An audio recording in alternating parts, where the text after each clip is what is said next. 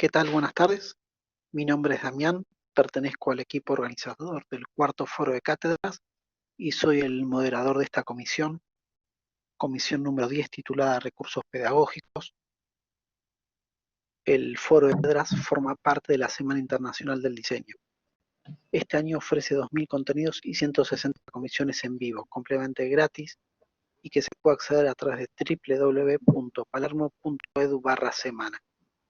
Nos van a acompañar para exponer en esta comisión Javier Álvarez Gramulia, Fernando Caniza, Adriana Cuadrado, Dardo Dosso, Claudio Eiris, Mónica Corbaya, Mónica Lasati, Darío Levi, Andrea Marrazzi, Paola Medina Mateasi. Les pido por favor a todos que tengan sus micrófonos y sus cámaras apagados hasta que sea su turno de hablar para no generar ruido y distorsión mientras los otros participantes están hablando. Cada uno va a poder exponer de 5 a 7 minutos y hablará uno después del otro.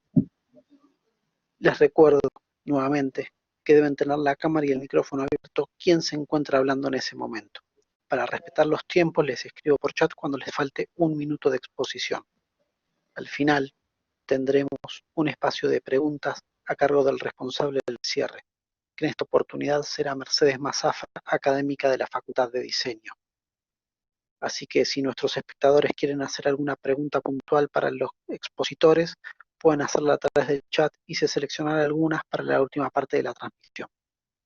Todas las comisiones de la Semana Seguera estarán subidas a nuestro sitio web a partir de agosto. Sin más para comentar, ya saben la dinámica, así que vamos a darle inicio. Nuestro primer expositor será Javier Álvarez Gramulia, que presenta el título de la nueva virtualidad. Javier.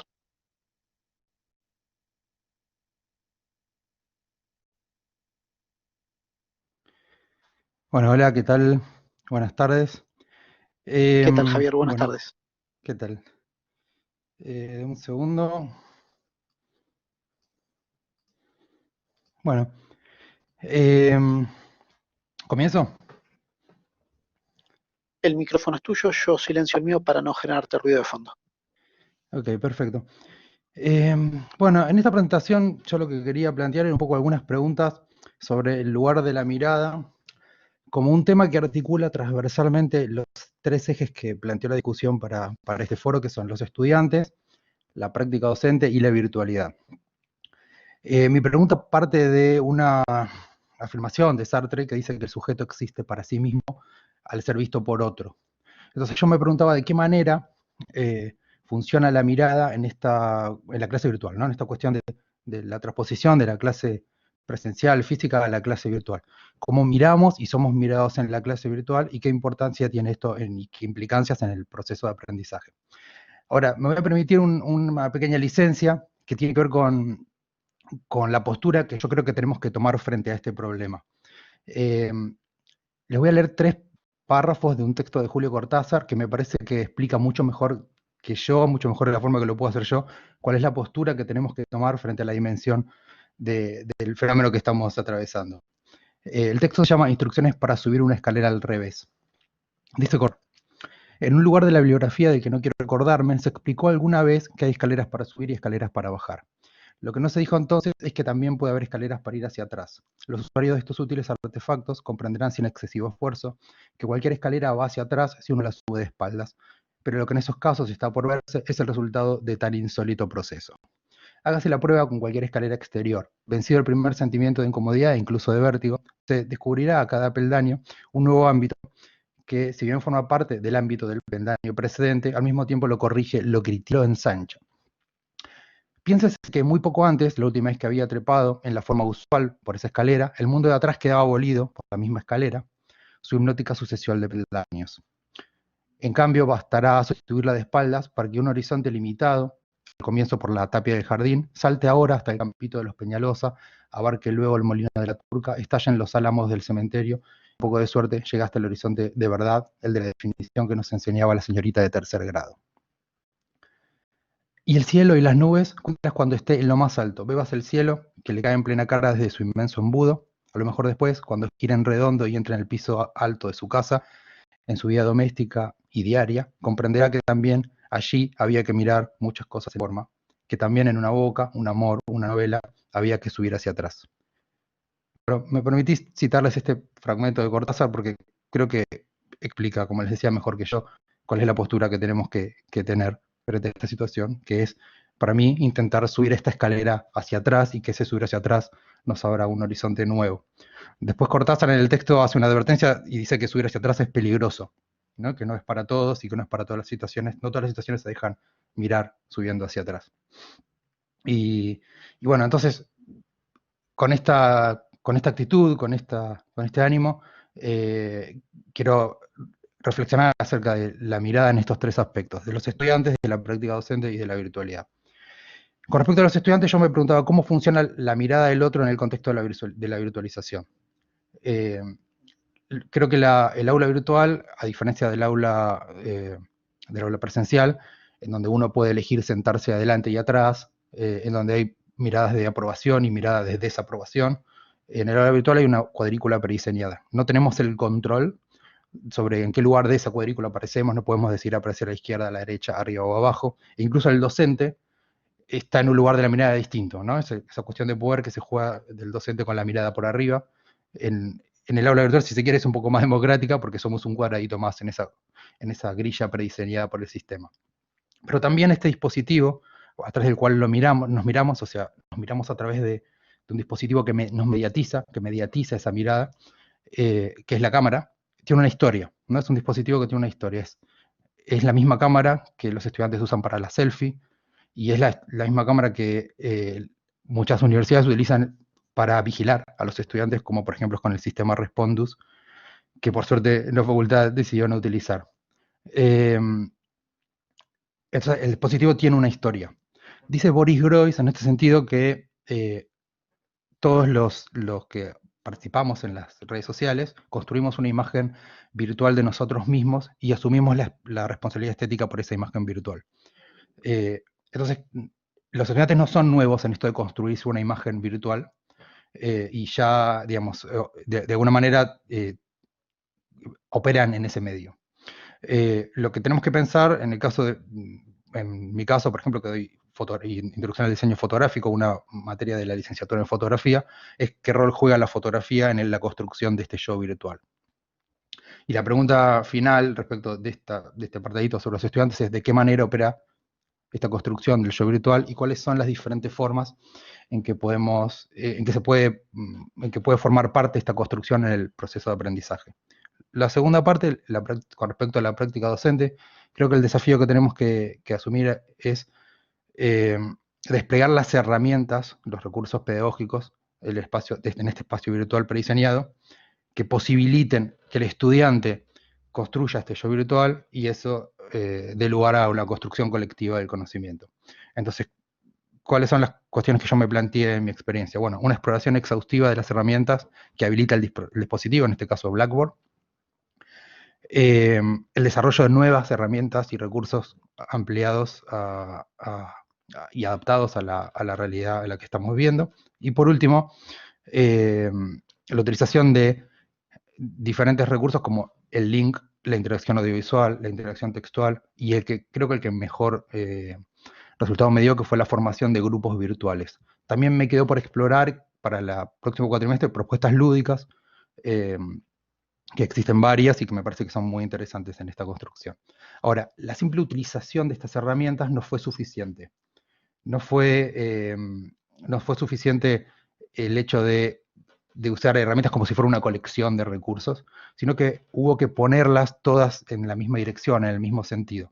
Y ese sentido fue, en función de lo que estábamos hablando anteriormente, permitir que en la utilización de estas herramientas el estudiante pueda construir el lugar propio, ese lugar que la mirada está virtualizado, el lugar propio dentro de cada clase y desde allí posibilitar el conocimiento con sus pares, con el docente.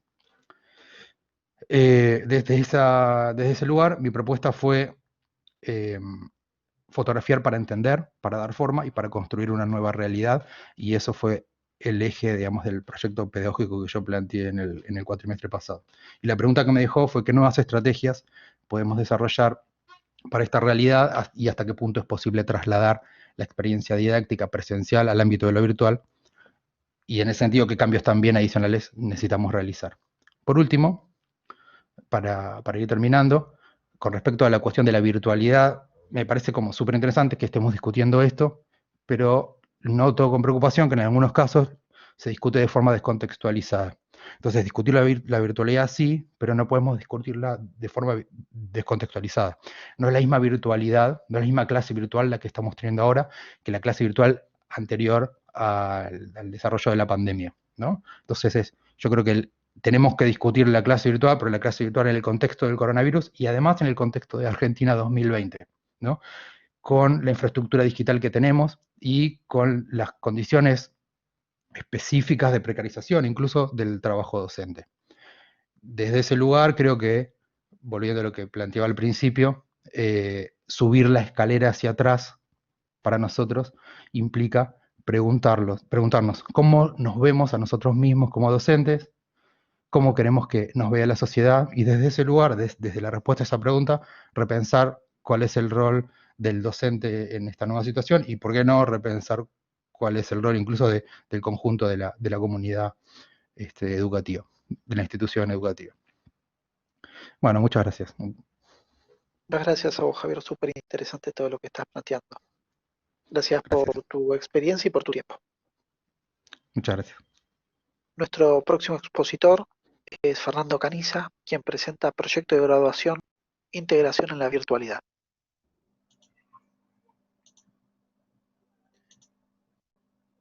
Hola, ¿cómo ¿Cómo andás, están? Fernando? Buenas ¿Todo bien? tardes. Sí, todo bien.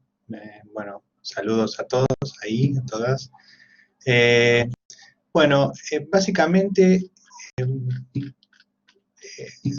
yo estoy en proyecto de graduación, que es una instancia de integración de todos los contenidos en torno a un trabajo específico de cierre del ciclo de graduación.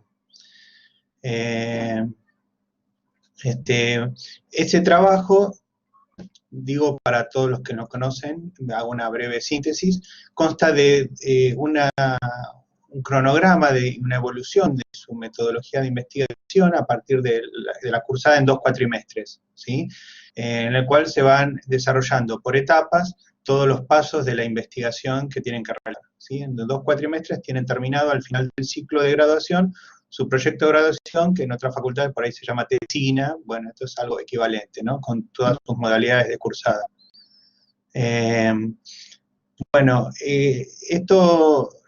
¿Cómo fue la migración? De ámbito presencial al ámbito virtual, hubo una instancia. Yo voy a tratar de ser como muy claro y muy específico en cómo fue esa migración en términos prácticos y tratando de adaptarse. Primero fue la cuestión de la adaptación tecnológica, es decir, había una plataforma ya desarrollada por la facultad, que previamente ya desarrollaba clases online, puramente online, pero acá hubo que transferir o migrar, o sea, todo un conocimiento ya experimentado en forma presencial, en formato presencial, y sumarse a algo que ya estaba desarrollado para el formato online. Entonces había que hacer una sinergia, ¿no? Me parece como que hubo que hacer una adaptación, no hubo una transferencia así mecánica, ¿no? Siempre, como todo, hay que estudiar el contexto y ver cómo funciona. En principio esa transición fue de unos 15 días que hubo, ¿no? Todos los profesores tratando de adaptarnos y capacitándonos en el uso de la tecnología y a una nueva modalidad de cursada. Y para mí hubo que tener en cuenta 3 cuestiones. Lo que yo les decía, primero, el nivel tecnológico, o sea, adaptarse a la plataforma de Blackboard con sus ventajas y desventajas iniciales. Había que tener en cuenta, una vez empezado la cursada, el nivel emocional y de motivación de los alumnos, porque estamos en una situación muy extraña, muy disruptiva de nuestra vida cotidiana y de nuestra cursada como la veníamos ejercitando. Y había que tener en cuenta cómo reaccionar a partir de encontrar un nivel pedagógico, ¿no? Sí, es decir, cómo impartir los mismos contenidos en un formato distinto. En principio, hubo que hacer, o sea, el cronograma oficial del área de proyecto de acción ya está preestablecido, pero al haber habido cambios en la cursada, porque se empezó, por ejemplo, en la parte, yo empecé 3 semanas después con el formato investigación y desarrollo 1, había que, bueno, adaptar la planificación a tiempos más cortos. Entonces, también había que generar había que reducir el nivel de incertidumbre con una mayor descripción de los procesos de todo el cuatrimestre. O sea, los alumnos, la primera inquietud que tuvieron fue, ¿qué cambios va a haber? ¿Esto va a ser lo mismo? Me preguntaron. ¿O en qué va a cambiar? Bueno, tuve que explicarles con detalle por qué, en qué consistía el cambio, cómo se iba a proceder, y bajar el nivel de incertidumbre a partir de dar un calendario más preciso, tareas a realizar, objetivos a cumplir, y es decir, había que seguir funcionando y tratar de concentrar todos los esfuerzos en la parte pedagógico y cognitiva, y a la vez contenerlos emocionalmente, porque se hacía difícil. Sabemos que cuando cursamos de manera presencial, es muy importante el lazo de confianza que se genera a través de la presencia, ¿no? de la mirada, del contacto. Uno ya sabe cuando el alumno está entendiendo o no a partir de que miramos sus caras, y podemos saber si están realmente prestando atención o no. Acá no veíamos rostros porque los videos, las cámaras estaban apagadas, porque se saturaba el sistema. Entonces, había que construir un lazo de confianza a partir de darles mucha precisión, y de que iba a continuar y iba a haber una regularidad, y que el proceso iba a continuar de la misma manera, adaptando con pequeños ajustes en los tiempos y en otros detalles de cursada. A partir de eso se fue generando una confianza.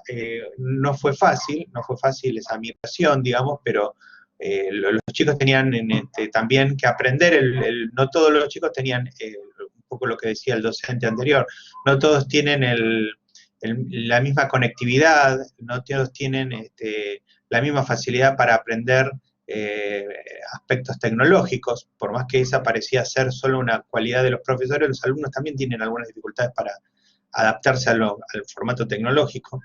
La dificultad de la conectividad, ya lo dije, o sea, tenemos conexiones o computadoras bastante retrasadas en cuanto a tecnología. Algunos tenían malabares desde su celular para conectarse. Bueno, resultaba un poco difícil. Entonces, amalgamar todo eso y adaptarlo a la nueva modalidad no resultaba fácil, pero se pudo ir haciendo a partir de establecer estrategias claras, conceptos precisos, ¿sí? Algo que ayudó muchísimo fue darles la certeza de que las clases se estaban organizando. Claro, ahí veo que me dicen, no dar nada por supuesto, sí. Es que lo que más me agradecieron los alumnos fue el nivel de precisión. De hecho, una alumna me lo dijo, que estaba con la madre al lado, y le dijo, bueno, los alumnos tienen mucha precisión en lo que le estás explicando. Sí, eso es fundamental. El nivel de detalle, de agregarles guías con instructivos, de agregar material complementario, de dar las clases, bueno, en este caso online, presenciales, o sea, por videoconferencia, lo hacemos. El nivel de precisión, el uso de las guías, la contención emocional, el darle objetivos precisos y un recorrido y a dónde tienen que llegar, eso me parece que es fundamental para poder generar o poder migrar a una clase virtual de una manera más efectiva, entendiendo que no es una sustitución exacta de la clase presencial, que requiere de confianza, de lazos emocionales, afectivos, que en lo virtual no podemos generar de la misma manera.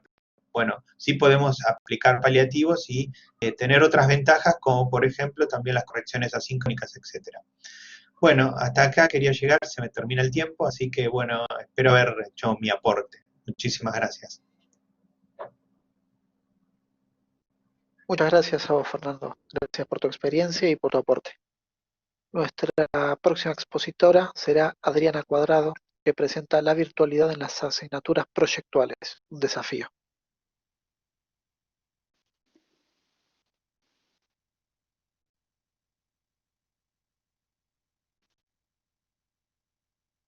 ¿Qué tal, Adriana? ¿Cómo estás? ¿Qué tal? ¿Qué tal? Buenas tardes. A ver si no sé si se me ve, me parece que no. Estoy con la notebook en reparación técnica, así que estoy con el celu. No sé si se me Mira, ve me bien. figura la pantalla en negro, pero te escucho perfecto. Si querés, dejo la placa y Ah, desarrollas tu bueno, tema sin problema. dale. Bien, Bueno, silencio mi arranco. micrófono para no Bueno, estorbar el tuyo. dale, gracias. Bueno, para dar un poco de contexto a los que están presentes, yo doy la materia de Taller de Modas 1, que es una materia del primer año de las carreras de Diseño Indumentario y Producción de Moda, y de manera muy resumida, su contenido es básicamente ilustración de figurines, ¿no? Tiene una parte teórica, con cuestiones vinculadas a la representación del dibujo, pero las clases son en la mayor parte del tiempo del tipo clase-taller. Por esta razón, al inicio de la pandemia, al menos lo que me sucedió a mí y entiendo que a muchos otros compañeros docentes, ¿no? La pregunta casi instintiva que surgió fue cómo llevar a cabo ese pensar con las manos del cual habla Campos Baeza en un entorno virtual, ¿no? ¿Cómo hacemos? Creo que después de la experiencia en el proceso, del cual también solemos hablar mucho los docentes de disciplina, encontramos algunas respuestas. Creo que docentes y estudiantes exploramos nuevas formas de hacer, nuevas materialidades para construir ese nuevo objeto que era la clase taller virtual. Decidí plantear 3 ejes que me sirvieron para reflexionar sobre lo vivenciado. Uno es incertidumbre, el otro humanización y el otro nuevas temporalidades. Bueno, respecto a la incertidumbre, la pandemia nos trajo una incertidumbre apabulladora, ¿no? Y un poco de angustia, para qué negarla, que no deja de ser un lugar creo yo, de un no saber. Me parece que lo que nos paraliza pareciera no ser el presente trágico que estamos viviendo, sino más bien el futuro incierto. Y en este sentido, los docentes creo que tenemos experiencia en estos vacíos. Considero que la educación es un lugar de incertidumbre, sobre todo en disciplinas proyectuales, y, y que el trabajo en taller es un devenir constante. O sea, la producción de los estudiantes es lo que determina el paso siguiente. Por supuesto que no niego que existen certezas desde ya, hay un paquete de certezas que puede ser un marco teórico, una planificación, la experiencia profesional del docente, el lugar de cada estudiante en su trayectoria educativa, pero estas certezas me parece que se alimentan, modifican en tanto que las producciones empiezan a aparecer y ahí empiezan a aparecer nuevas incógnitas. Creo que los docentes estamos acostumbrados a estar atentos a estos nuevos interrogantes para poder realizar los giros necesarios que favorezcan el aprendizaje durante el cuatrimestre. Y después, por otro lado, también en relación a este lugar del no saber, los opcionales en disciplinas del diseño también tenemos un ejercicio en este sentido. En palabras de Campos Baeza, uno de los cimientos en los que se debe basar un creador al hacer su obra, un arquitecto al concebir y levantar su arquitectura, es mirar al futuro sabiendo descubrir las claves para su creación. Entonces, la creación de objetos proyectuales, sea colección de prendas, pieza gráfica, pieza audiovisual, obra arquitectónica, sabemos que implica de por sí un ejercicio frente a un vacío y a una hoja en blanco. La educación adquirida, el entrenamiento y la práctica profesional que tengamos nos ejercitan en el descubrimiento de esas claves, ¿no? Para poder generar esos productos nuevos. Respecto al segundo eje que pensé es en relación a la humanización del docente y de los estudiantes. Si bien esa mirada tradicional sobre el docente como lugar de verdad absoluta, incuestionable, está puesto en duda ya desde la pedagogía moderna del siglo XX, todavía sobreviven algunas prácticas en este sentido. Y me parece que la virtualidad en situación de pandemia desdibujó claramente los límites entre lo público y lo privado. Me parece que esto lo sentimos todos, ¿no? Pero también creo que en ese lugar borroso se produjo una intempestiva humanización, tanto del docente como de los estudiantes. Ahí es cuando aparecieron los hijos que interrumpen clases, los problemas de conexión, los baches por problemas tecnológicos, los timbres sonando en medio de una clase. Entonces, la virtualidad dificulta las relaciones interpersonales físicas, no hay cruce de miradas, quizás es difícil que aparezca la pregunta repentina. El vínculo social, que en el correr de las clases da pie incluso al cuestionamiento y lo espontáneo en la expresión corporal durante una explicación, quizás no se hace tan patente en la virtualidad. Pero en este contexto nos invadió, pero en este contexto en donde la virtualidad básicamente nos invadió, ¿no? El compañero anterior hablaba un poco de esto, ¿no? No el primero creo que expuso, esto de que esta virtualidad es especial, no digamos, en un contexto de pandemia, o sea que nos invadió. Creo que nos aportó a docentes y estudiantes experiencias humanizantes que, en mi caso en particular, elevó mucho el nivel de los proyectos de los estudiantes porque generaron un alto compromiso durante la cursada, la mayoría de los estudiantes. Y después, en relación al tercer eje que pensé, que es esto de las nuevas temporalidades que nos propone lo virtual, si bien se pierden aquellos espacios que se generan por fuera del aula, como espacio institucional que lo nutre y lo dinamiza, me refiero al café con el compañero en la entrada o la salida del aula, la charla informal con el docente al finalizar la clase. Sin embargo, la virtualidad genera otras dinámicas y que también son nutritivas. En mi caso particular, la mensajería instantánea me funcionó muy bien, en especial momentos como Rumor, con discursos informales, creándose así una red para compartir videos, links, etc. Y me parece que es un gran canal para compartir información y material no formal que contribuye no solo a ampliar la mirada del estudiante, sino a incentivar su propia producción y también a fortalecer la pertenencia al grupo, ¿no? Que son elementos decisivos en un espacio áulico o en un espacio educacional. Uno de los mecanismos que más se utiliza en este tipo de clases taller, en las presenciales, durante el proceso educativo del pensar con las manos, es la ronda. En unos libros, Apuntes para el aprendizaje del arte, y ella lo describe como un momento de intimidad, un descubrimiento de ideas, un laboratorio de temas. Y como es una construcción colectiva, la ronda, la experiencia, historia, descripción que cada estudiante realiza sobre su trabajo enriquece el trabajo creativo de todos los que estamos presentes en esa situación.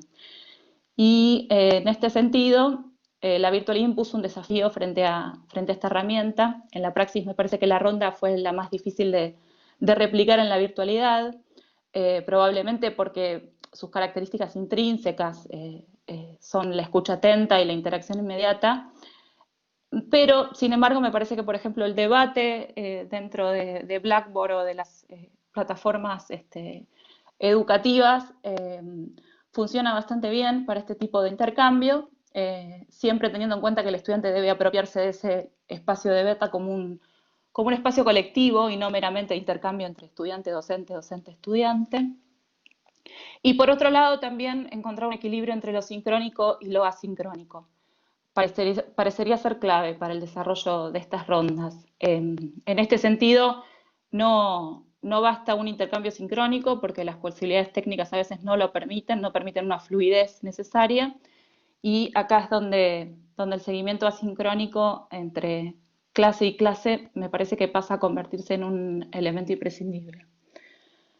En resumen, creo que el devenir del cuatrimestre, al menos a mí, me enseñó primero a revisar la incertidumbre, no como lugar negativo, sino como espacio de potencial construcción. Me permitió incorporar a los estudiantes también, a todos, nuevas temporalidades, digamos, esto de lo asincrónico y de lo instantáneo. Y también recordó la trascendencia de lo humano en la práctica docente. Bueno, muchas gracias. Gracias a vos, Adriana. Nuestro próximo expositor es Dardo Dosso, quien presenta el valor de mi experiencia como docente de C.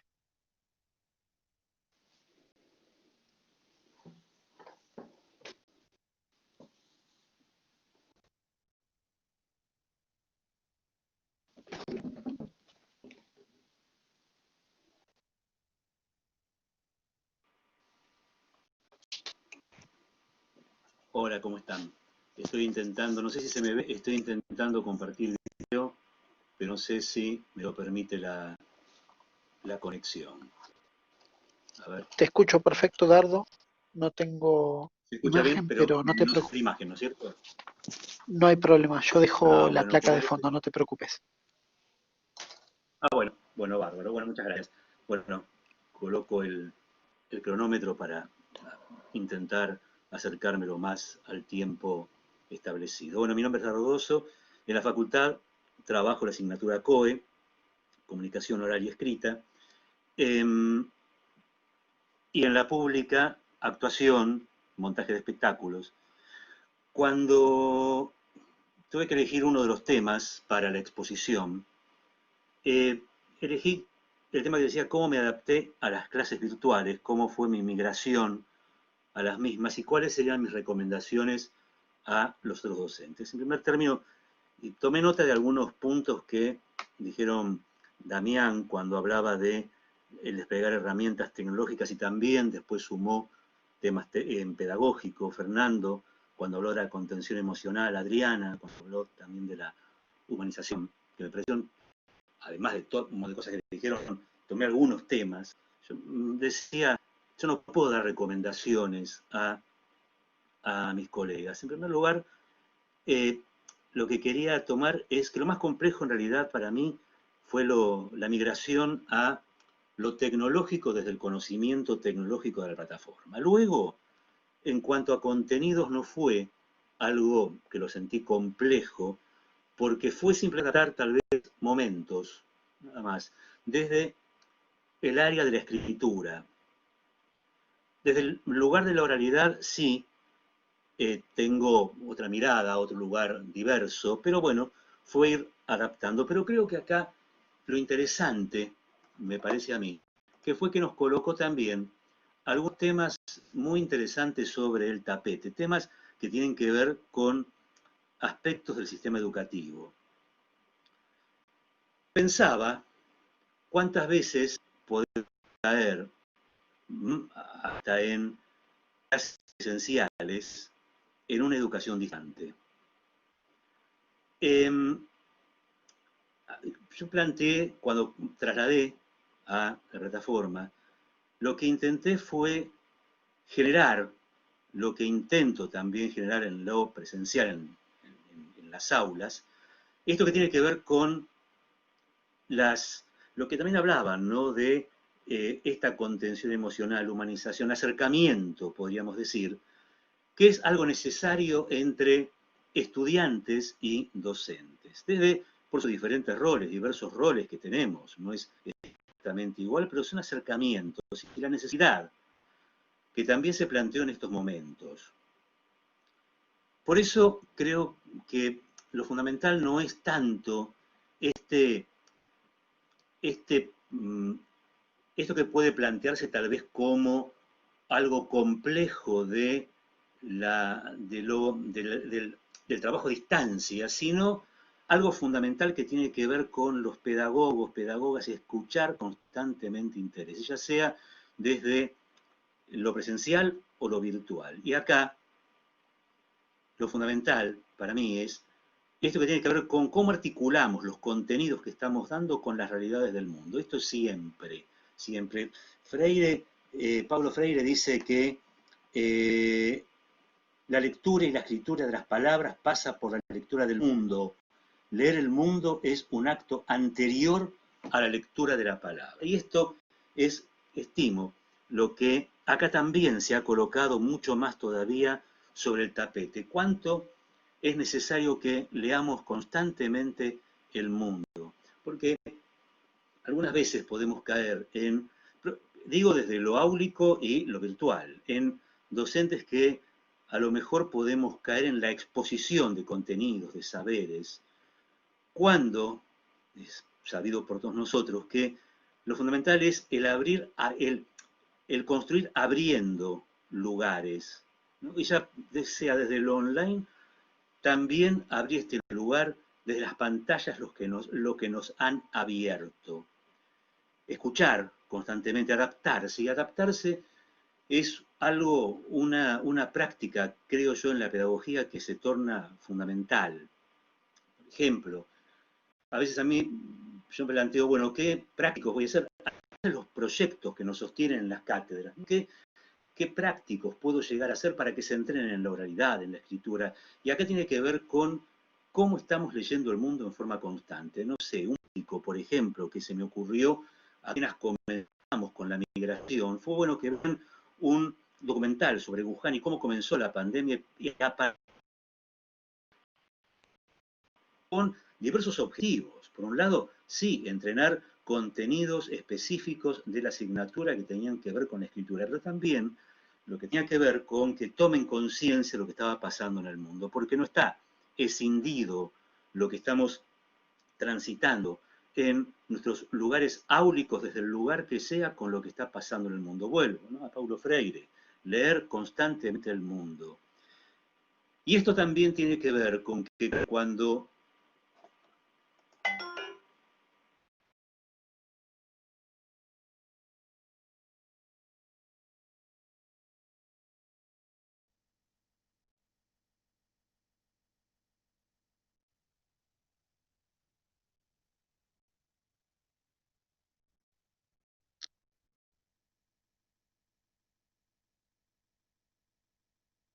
Dardo,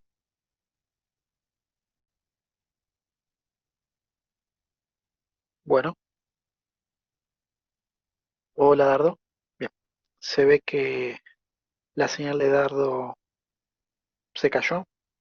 Nuestro próximo expositor es Claudio Eiris, que presenta El creador y su práctica de trabajo. Claudio.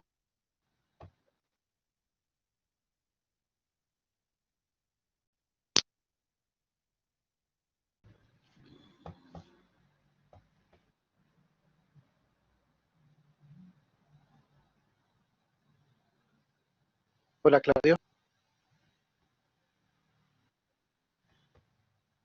Ahí, hola, ¿me escuchan? Porque estoy tratando de compartir el audio también. Te Hola, escucho, ¿qué tal? ahora te estoy escuchando perfecto, sí. Sí. Bueno, se fue Dardo, justo estaba por cambiar un tema, porque solo toco la pandemia y la virtualidad de refilón, pero bueno, Dardo, justo que plantea los contenidos, se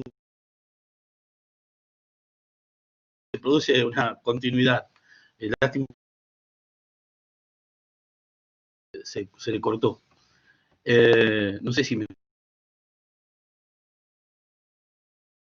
Bueno, no sé si está el video andando vueltitas. Todos los años en febrero, desde la facultad.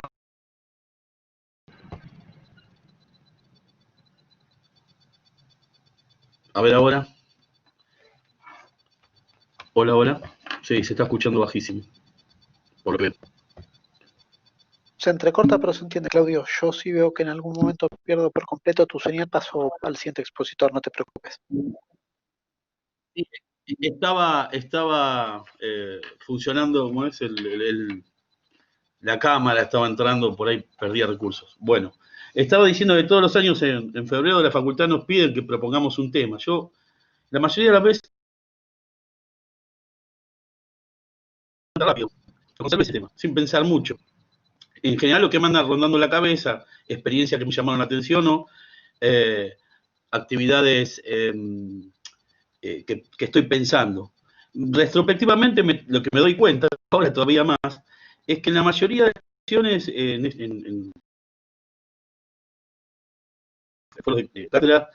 me doy cuenta que estoy siempre más orientado a los contenidos en sí, más que a la manera de transmitirlos. Y esto no fue la excepción.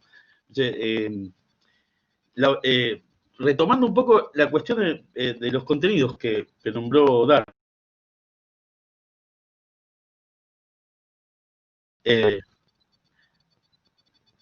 Se puede pensar en la unidad mínima de sentido. Sí, la cámara, a ver, ahí va.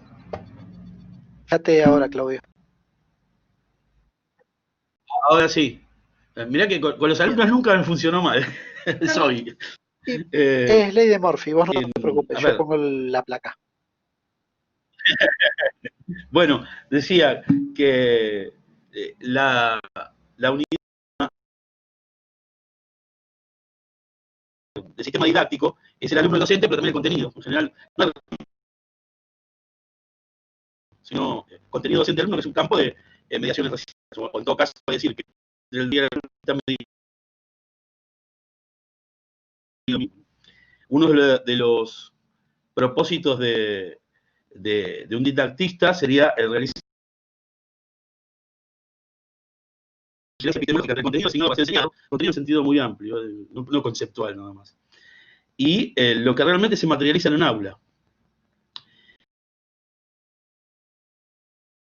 Puede dejar afuera las condiciones básicas institucionales, tiempo, espacio, agrupamiento y todas las condiciones. Bueno, aquí tenemos lo que nos pasó ahora en este cambio de formato, digamos, y todo lo que se deriva de ahí, que todos están planteando estas cuestiones, ¿no?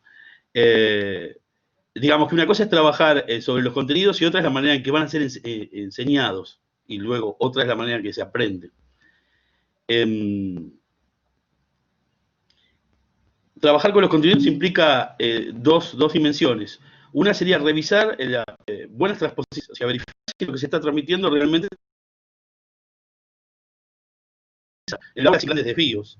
Y acaso diseñar buenas transposiciones. La segunda sería hacer análisis del campo de saber, de los campos de intervención, o campos de intervención profesional, como las carreras que tenemos en la universidad, y generar contenidos para ser enseñados, es decir, una contratransposición. Esta universidad en la que trabajamos, la principalmente está bastante acostumbrada, tiene muchas carreras nuevas y hay que hacer en realidad contratransposiciones, sacar de los oficios y llevarlos al plano de los contenidos y luego ver cómo se enseña.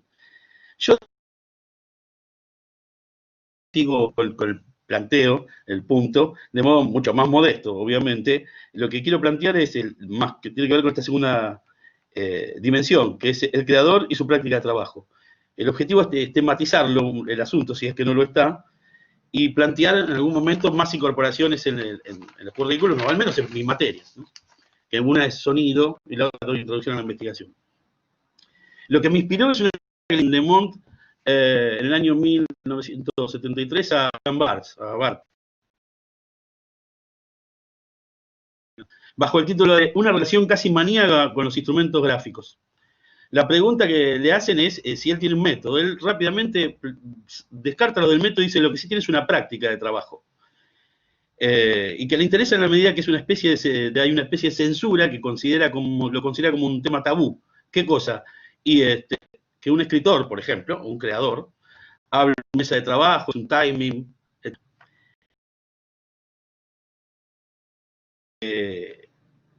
Plantea que interrogar a un escritor o a todo creador sobre su práctica de trabajo, colocándose en un nivel material incluso mínimo, es realizar un acto antimitológico.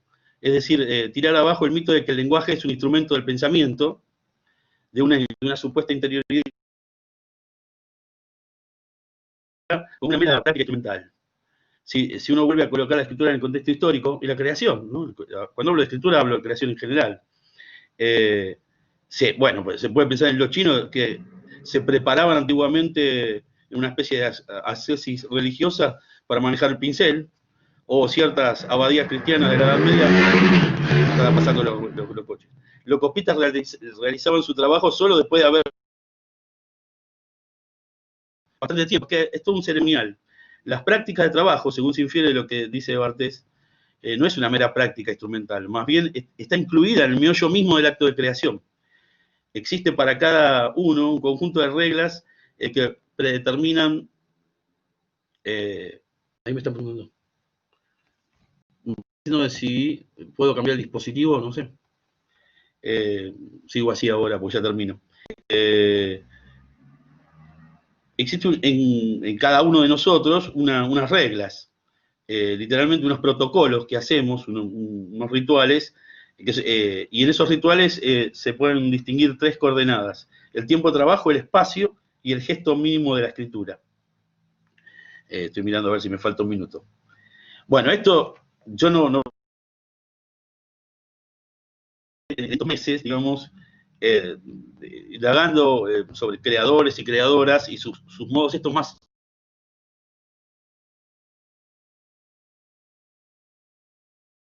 mínimos de trabajo, las cantidades de horas que trabajan, en qué momento, si trabajan regularmente por inspiración, las posiciones que pueden adoptar. Hemingway escribía parado, por ejemplo, y Truman Capote escribía en la cama.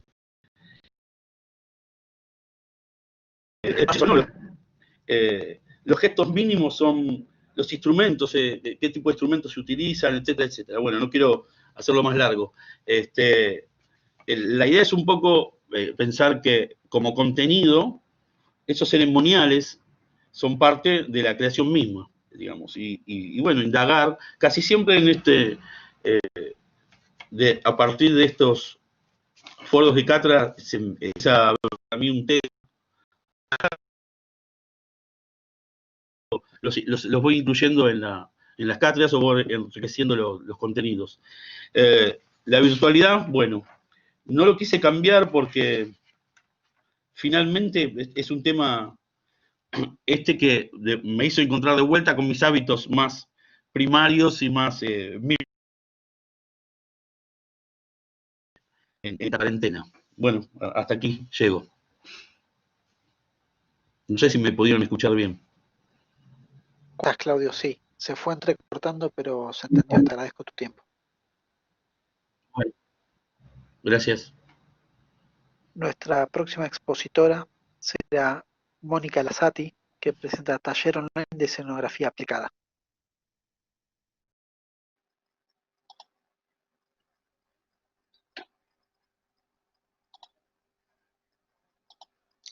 Hola, ¿qué tal? Buenas tardes. ¿Qué tal, Mónica? Buenas tardes. ¿Todo bien? ¿Qué tal? ¿Todo bien? Estoy tratando de activar la cámara, pero a ver, cuesta. Vamos a ver si lo logro. Ahora parece que sí. A ver.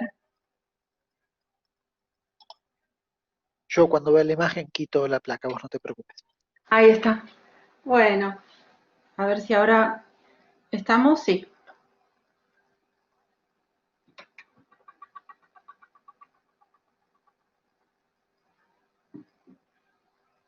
Hola, hola.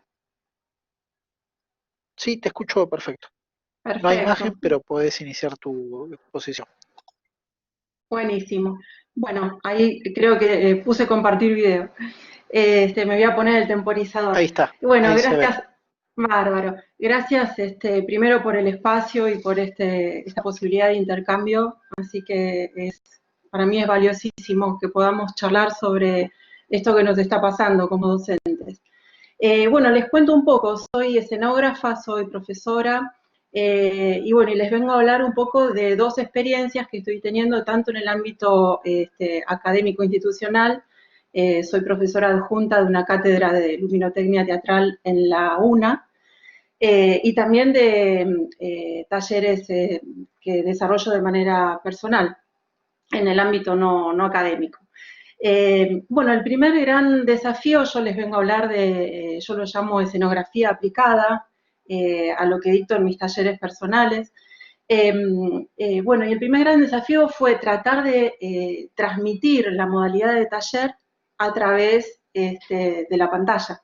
Recién una de las compañeras, bueno, decía de que el taller en realidad es pensar con las manos y me pareció súper pertinente porque es tal cual. Nosotros, los que nos dedicamos a todo lo que es arte, vivimos pensando con las manos y desarrollando y diseñando con las manos, así que fue ese el primer gran desafío. Y por otro lado, tanto con los alumnos de la UNA como con el resto de mis alumnos, la gran cuestión fue qué pasa con este hacer. Yo en realidad estoy enseñando realización escenográfica. Esto implica murales, tallas, pátinas, texturados, un montón de técnicas que en realidad son propias del teatro. Y bueno, uno de los grandes interrogantes de estos tiempos es dónde aplicamos esto o cuál va a ser el futuro de este saber. Así que bueno, tuve que ordenarme un poco la cabeza en estos meses, pero lo primero que intenté hacer instintivamente es tratar de trasladar exactamente lo que haríamos en un taller presencial a lo virtual. Y bueno, me di cuenta de que en realidad ese no era el camino, que en realidad la virtualidad tiene su propia dinámica, tiene sus propias estrategias, y en realidad este taller que yo pretendía montar, digamos, muy controladamente en mi pantalla, empezó a montarse en la casa de cada uno. Así que los materiales que yo presuponía que podíamos llegar, con los que podíamos llegar a trabajar, son los materiales que cada uno tiene. En los grupos que armo, también se va armando un intercambio muy interesante entre los materiales o las técnicas que puede desarrollar una persona o la otra. En los grupos se hace algo muy, muy rico. Así que por un lado, eso fue realmente fantástico. Después, otra de las cuestiones que traté de imitar en este intento de que todo sea como antes, por ejemplo, nosotros con los alumnos de la UNA realizábamos una serie de visitas escenotécnicas a teatros como el San Martín o el Colón. Obviamente que este año eso no iba a ser, no se iba a poder dar, y lo que hice fue traer a profesionales al Skype o al Zoom para que nos brindaran charlas, profesionales de estos ámbitos, utileros, zapateros, vestuaristas, realizadores, para que hagan charlas. Fue realmente muy rico. Nosotros estábamos acostumbrados a que la presencialidad en estos lugares, bueno, fuera un espectáculo ver estos talleres en funcionamiento, pero hoy la verdad es que puedo decir que esto de lo virtual también con estos profesionales tuvo un valor extra porque pudimos entrevistar a cada uno y hacerle muchas preguntas a cada persona, así que fue fantástico también. Bueno, y uno de los desafíos también más grandes fue que lo que enseño, en realidad, en primer lugar, viene del teatro. Yo le digo escenografía aplicada porque en realidad yo hago escenografía y ahora está mucho más potenciado escenografía para la vida. Les propongo a los alumnos que intervengan sus espacios, que se animen a cambiar el color de sus paredes, que instalen murales, que realicen tallas. Así que bueno, la escenografía es aplicada porque para mí es teatral, las técnicas que enseño son teatrales, pero están aplicadas a espacios no convencionales. Así que bueno, el universo de alumnos que estoy teniendo realmente es muy rico. En los talleres personales hay de todas las edades y de todas las profesiones y esa mezcla está genial. Y en la UNA, bueno, tal vez es un círculo más homogéneo, pero también pudimos realizar prácticas, en el caso de luminotecnia, con linternas, con lámparas, con lo que cada uno tenía, y las propuestas pedagógicas fueron adaptándose perfectamente. La estrategia que más me sirvió a mí en lo personal para... sí, está muy bueno lo de las entrevistas, está genial y hay gente muy abierta y también ellos están muy entusiasmados con la posibilidad de contar lo que hacen, porque también no tienen público, entonces nosotros es como que nos fuimos transformando en eso también. Quién es público y quién no, ¿no? Y quién es actor. Ahora es como que todo eso también cambió.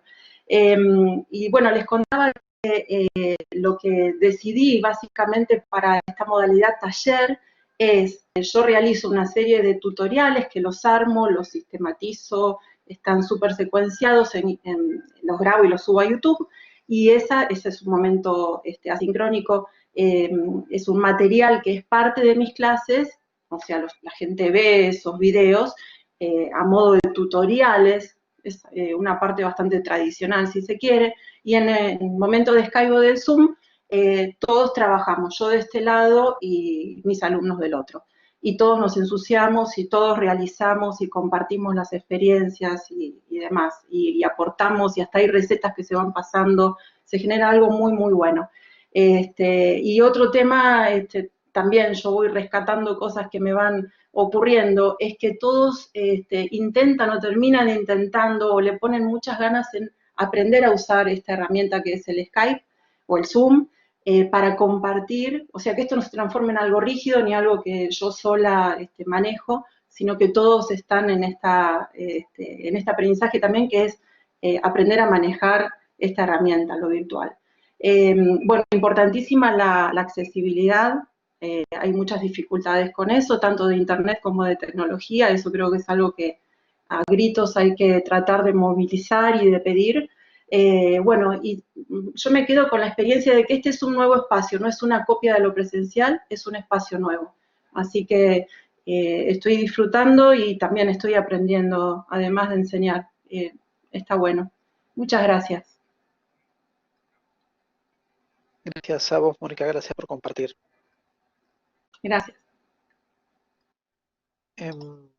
Dardo, se te cayó la conexión. ¿Querés abrir tu micrófono y cerrar tu idea para que los otros profesores puedan?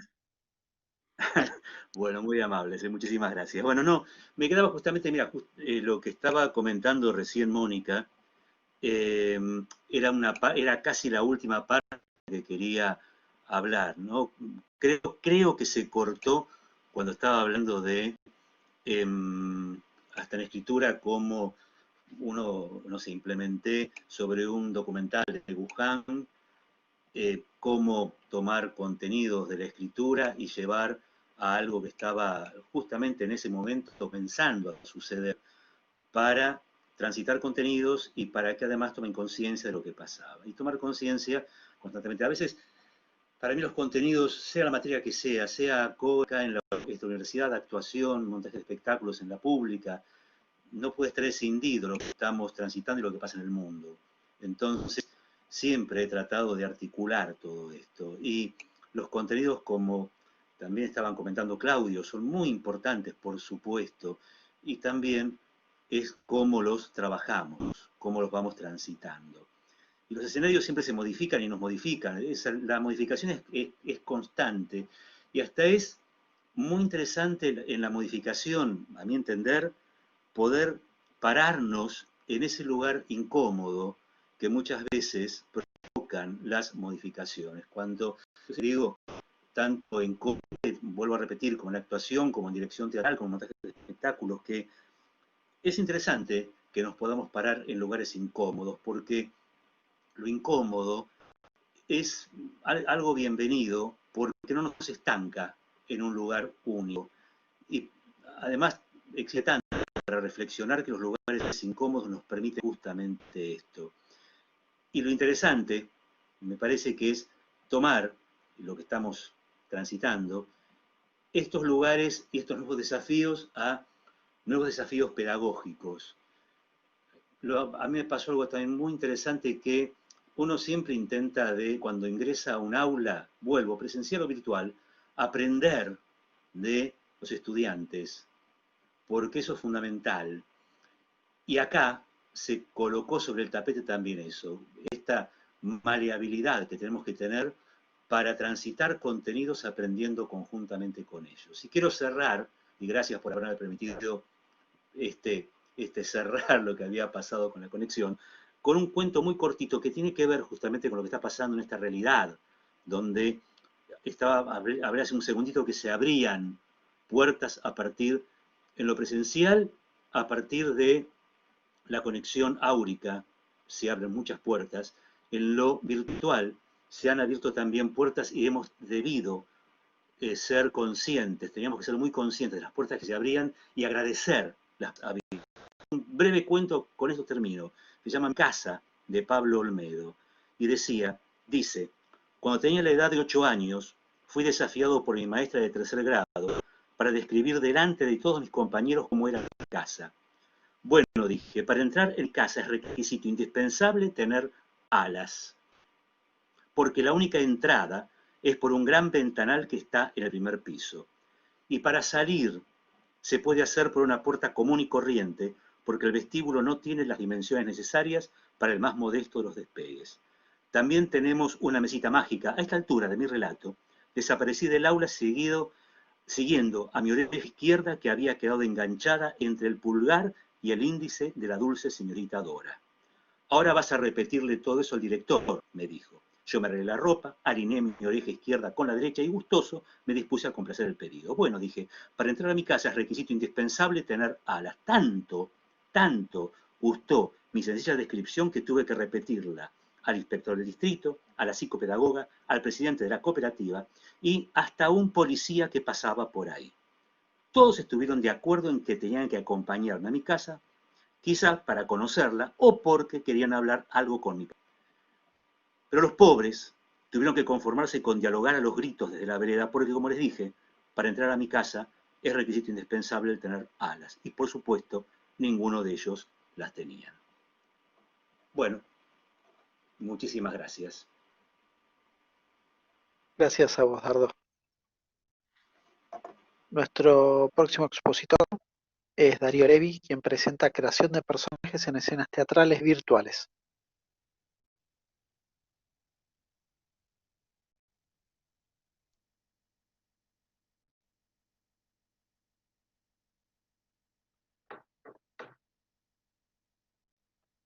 ¿Qué tal, Darío? ¿Cómo estás? ¿Qué tal? ¿Cómo andan? ¿Se me ve bien? ¿Me escuchan bien? ¿Qué es lo que Se nos ve y se escucha preocupa? perfecto. Voy a silenciar mi audio para que vos puedas hablar tranquilo. Bueno,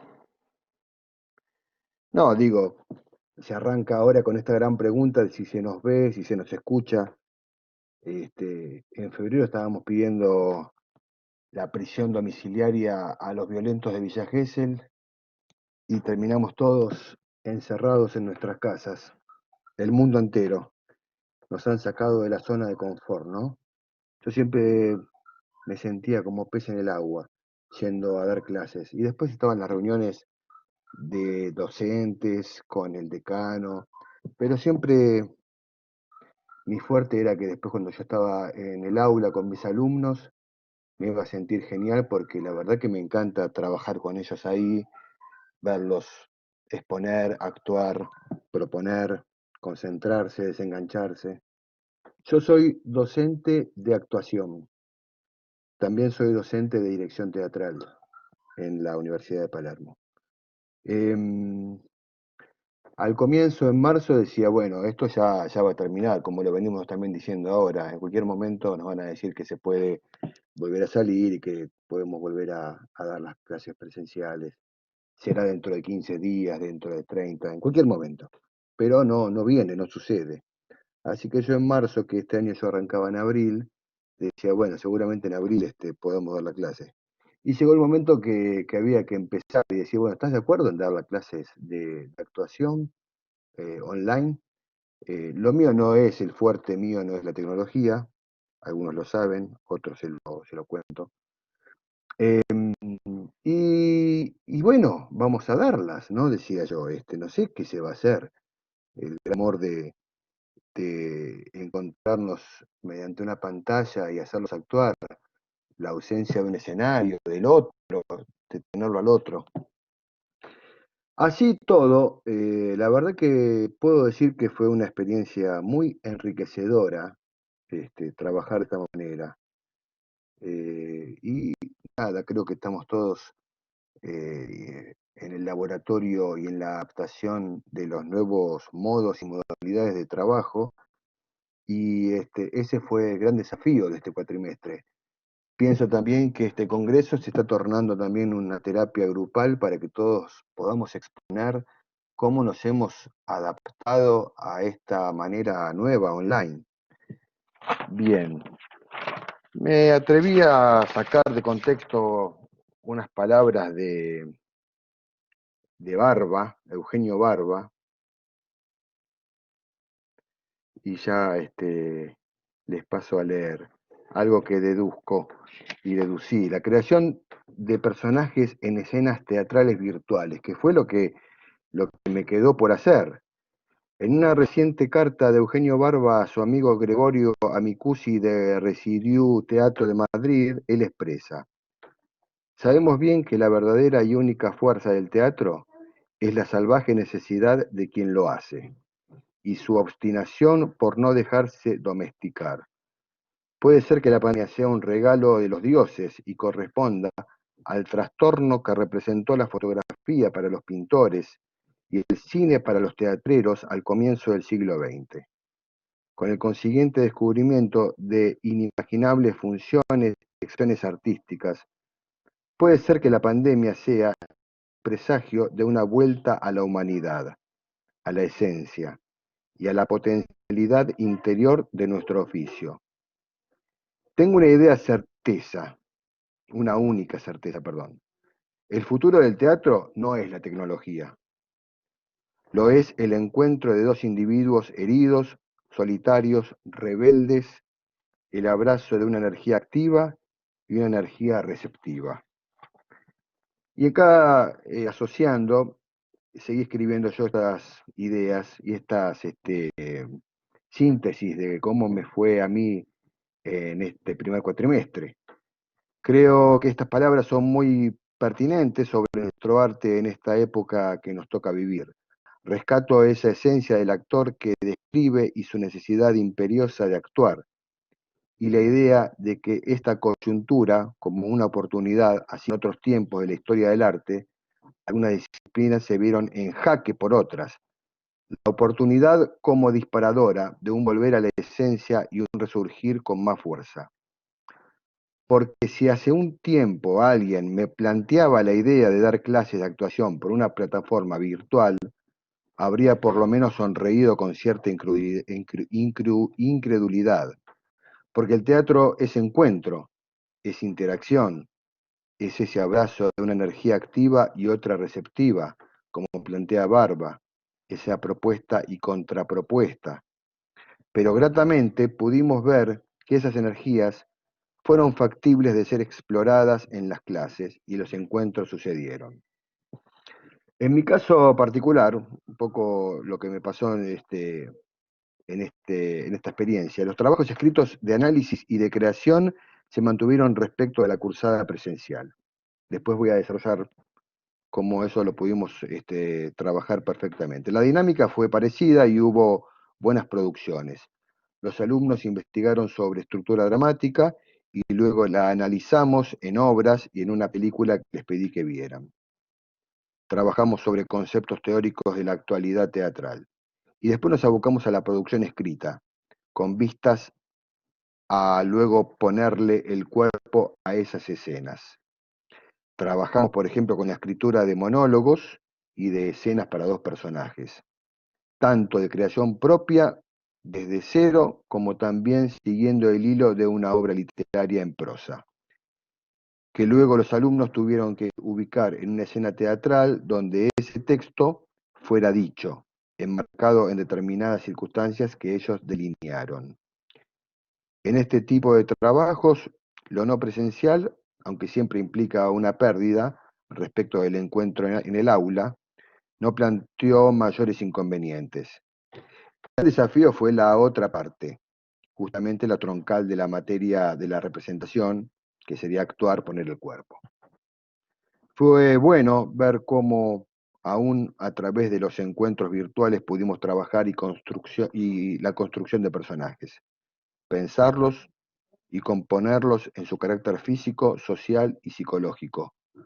Planteé 3 tipos de trabajo de actuación.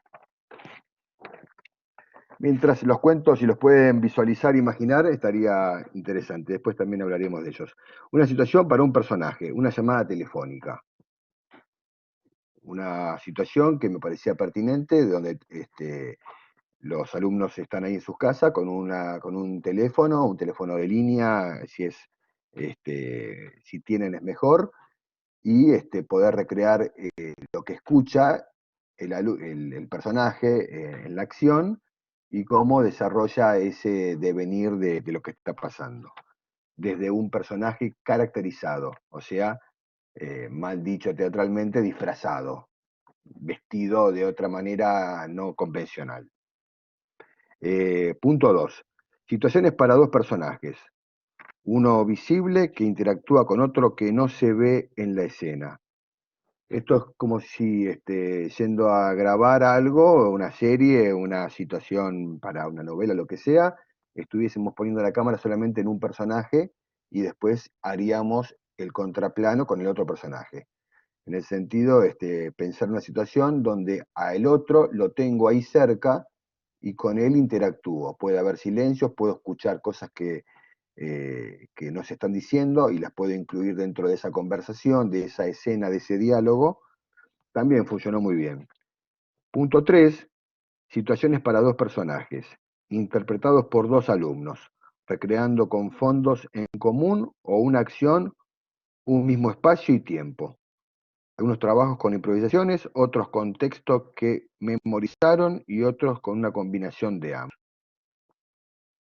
Esto también me pareció factible de hacer, apagando todas las cámaras era factible, descubrí ahí también que podíamos optar por dos voluntarios y que se pusieran a improvisar, teniendo buena capacidad de registro de lo que el otro decía y respondía, y en ese sentido a crear como un ping-pong, un diálogo picado de dos sujetos. Entonces, lo que el sistema enseguida nos daba es que veíamos a A y después lo vemos a B, y ese ping-pong de imágenes nos construía la situación. Algunos actores, hasta muy atrevidos, hacían como pasar de una escena, no sé, una taza de café, estaban en un bar, entonces querés tomar algo, y entonces A le acercaba a B la taza y veíamos cómo B tomaba la taza que le daba el personaje desde su casa en otro ámbito.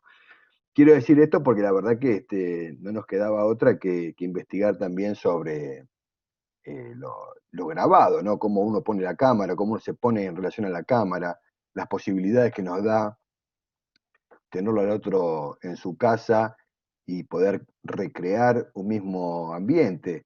En los trabajos finales, una de Darío, las chicas trabajó, sí, no tenemos más tiempo, ¿sí? Me bueno, encantaría seguir escuchando bien, cómo te fue en este entonces, cuatrimestre, pero necesito tiempo para el resto de los expositores. cómo no, en conclusión, entonces, para mí la experiencia docente en este cuatrimestre fue tratar de sacar lo mejor, de dar las posibilidades que ofrece una situación de enseñar a la distancia, adaptándome a la vez a las limitaciones, las herramientas tecnológicas y plataformas ciertamente que están ahí siendo un gran soporte que nos permite un encuentro entre docentes y estudiantes. Eh, Eso,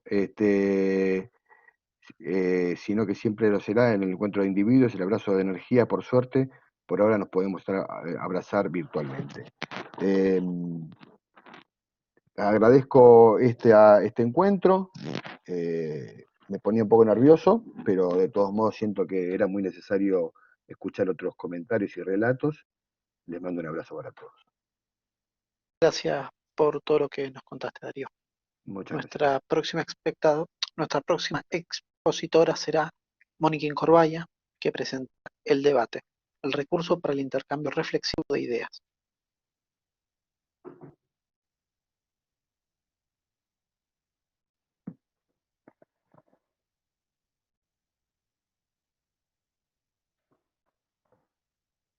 Mónica.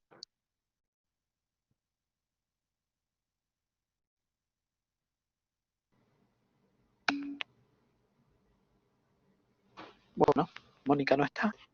Nuestro siguiente expositor será Andrea Marrazzi, quien presenta dinamismo y organización, dos conceptos claves de la virtualidad. ¿Cómo estás, Andrea? Hola, ¿cómo están? Bueno, buenas tardes. A ver si ahí se me ve bien. ¿Se me ve bien ahí? ¿Se me escucha todo? Te escucho perfecto, todavía no tengo imagen, pero puede ser un tema de señal. A ver. Ah, ok. Compartir video. Ahí creo que estoy. Ahí está perfecto. Bueno, muchas gracias. Bueno, voy a tratar de ser muy breve.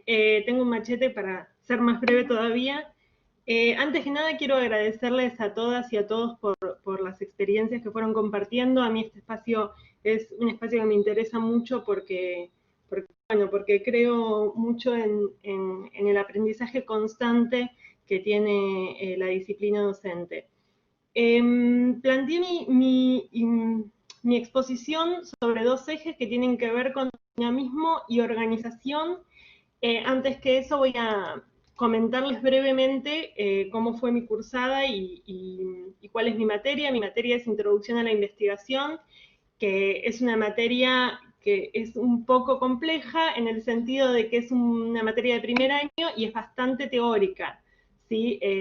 Así que en general no es una materia que los estudiantes estén esperando, así que en lo presencial siempre intenté como estimularles mucho la curiosidad para que puedan llegar a buen puerto con el proyecto pedagógico final.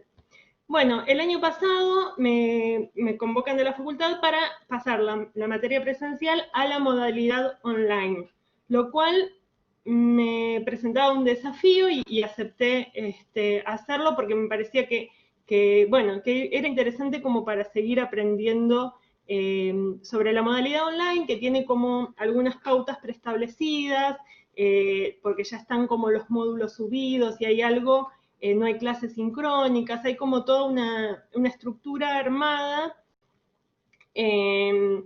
para lo cual me formé, me fui a los cursos, hice todo, y estaba muy preparada para lo online. Lo que no estaba preparada era para la emergencia sanitaria, porque siento que este contexto, que digo emergencia sanitaria porque llamarlo cuarentena a veces me parece como quitarle un poco del peso real que tiene para todos y todas y la sobrecarga en toda la comunidad educativa.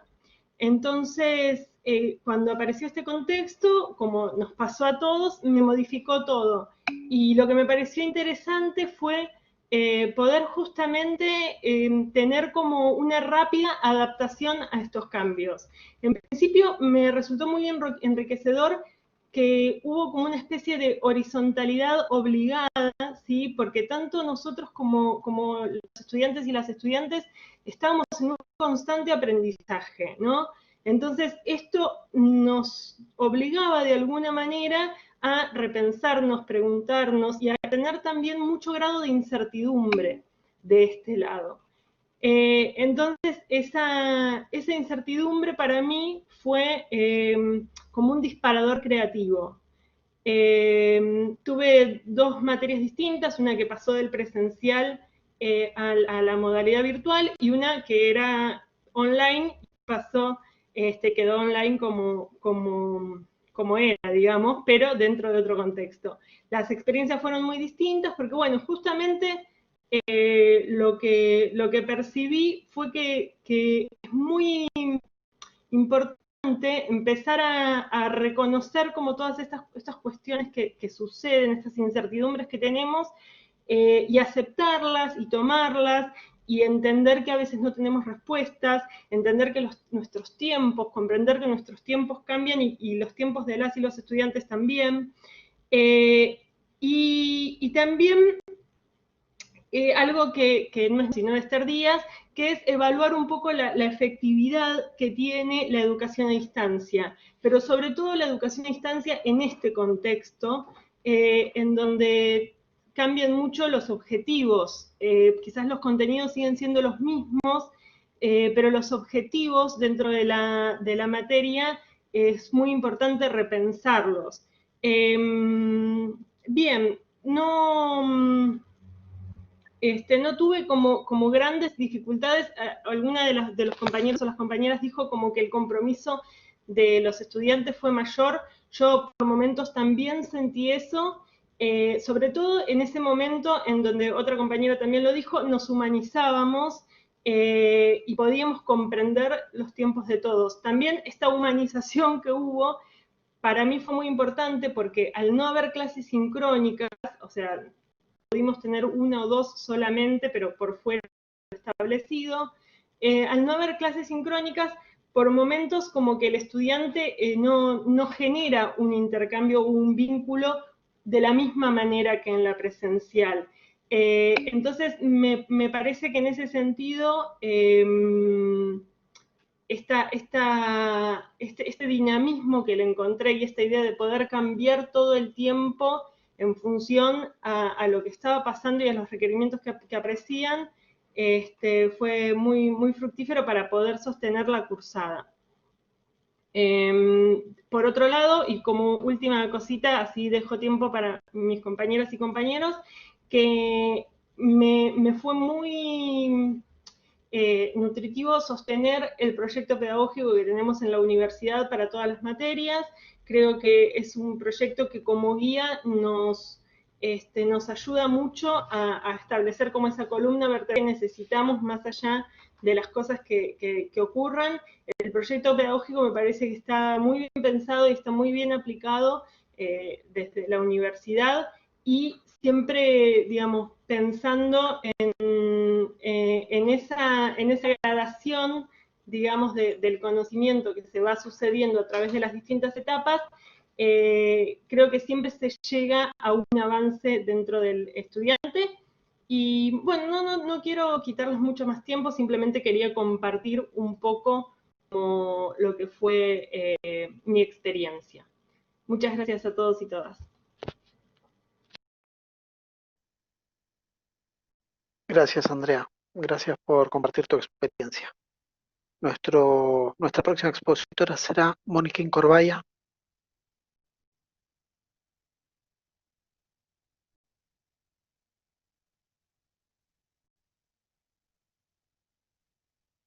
Mónica.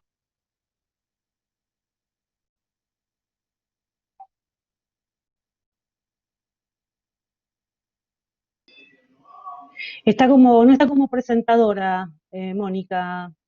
Bien, a ver. Pasala primero, sí.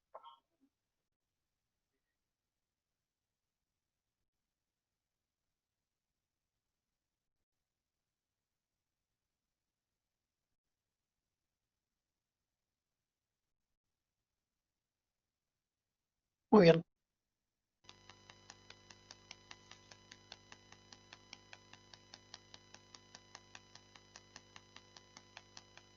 Hola, Mónica.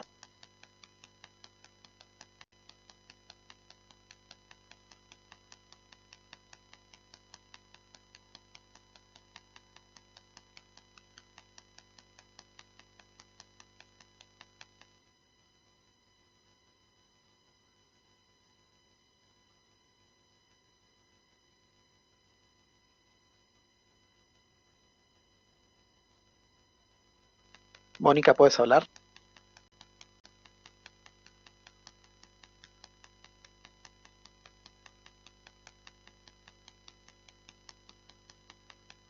Bien, mientras Mónica resuelve su problema con el micrófono, nuestra próxima expositora será Paola Medina Mateasi, que presenta el dibujo y el mundo de las aplicaciones. Hola, acá estoy. Ahí estoy prendiendo la cámara, ¿Qué tal, Paola? ¿Cómo estás? ¿Todo bien? Buenas, ¿cómo estás? Bien, se escucha perfecto, Bien. ¿no? Te escucho y se ve perfecto. Yo silencio mi audio para que vos puedas hablar tranquila. Bárbaro. Bueno, yo acá vengo a hablar de mi materia, básicamente, que es Taller de Modas 1, que ya habló una colega anteriormente, la profesora Adriana Cuadrado, donde resumo nuevamente las alumnas de moda, de indumentaria o de calzado aprenden a desarrollar figurines, a dibujar. Se experimentan técnicas, es manual. El primer desafío fue migrar todos a Blackboard y esta materia que es tan manual, cómo hacer, ¿no? Que los chicos se interesen por dibujar, que dibujen en sus casas. Bueno, una vez logrado, es conveniente porque los alumnos estaban ávidos de hacer, de información, la verdad que fueron muy productivos. Luego, por más que sea a mano, tenían que subirlo a la plataforma y ya entramos en la digitalización. Y de a poco empezaron a aparecer las aplicaciones y cuando me quise dar cuenta, cuando estaba viendo qué presentaba para esta oportunidad, empecé a hacer una lista de las aplicaciones que orbitaban alrededor de Blackboard, que utilizaba yo para dar clase, que utilizaban los alumnos, y hice una lista de 10 aplicaciones que se las voy a mencionar rápidamente para ver si a ustedes les pasó o no. Bueno, la que puse primero en la lista es Pronto, una aplicación que ya venía con Blackboard y a su vez me la bajé al teléfono, que no solo es un chat personal con cada alumno, sino con el grupo entero. Luego, a su vez, yo a través de Pronto generaba enchinchadas con todo el grupo. O sea, cuando me refiero a enchinchadas con todo el grupo, me refiero a que todos subían sus dibujos y luego yo compartía la pantalla de Pronto y hacíamos la clase entre todos. Luego, el dibujo había que subirlo a alguna plataforma, alguna presentación. La foto no va más, las fotos salen oscuras. Había que bajar una aplicación de escáner. Ahí empezaban a aparecer las aplicaciones de escáner. Todas las aplicaciones son gratuitas, ¿verdad? Luego, otra aplicación que yo les presenté, les di a conocer, que muchas no conocían, es el Canva, ¿sí? El Canva es una aplicación que todas las aplicaciones se pueden usar, tanto en el teléfono como en la computadora, que es el nuevo Corel. Los alumnos ahora no usan más Corel. En Canva vos podés armar todas las presentaciones que vos quieras y vas a quedar súper bien y para mí fue todo un descubrimiento el Canva. Bueno, ahí armaban sus presentaciones los alumnos y subían. Luego, cuarta aplicación, esa la usaba yo más que nada, se llama Kahoot, que se la súper recomiendo, porque es para armar cuestionarios simples y que es como un juego que los alumnos participan todos juntos desde su celular. Es decir, yo hago el juego, un Kahoot, comparto la pantalla en la computadora y los alumnos responden desde sus celulares. Y ahí se hace un ganador número 1, un ganador número 2, y para sacar conceptos es muy entretenido. A los alumnos la verdad que les gustaba mucho. Siguiente aplicación, cuando tenían que hacer videos para presentar sus trabajos, en el 50%, en el 100%, bueno, ahí se filmaban, lo subían a YouTube y empezaron a aparecer las aplicaciones de edición de video. Bueno, ahí hay un montón, la verdad que hay un montón, no pude investigar, pero hay un montón de aplicaciones de video.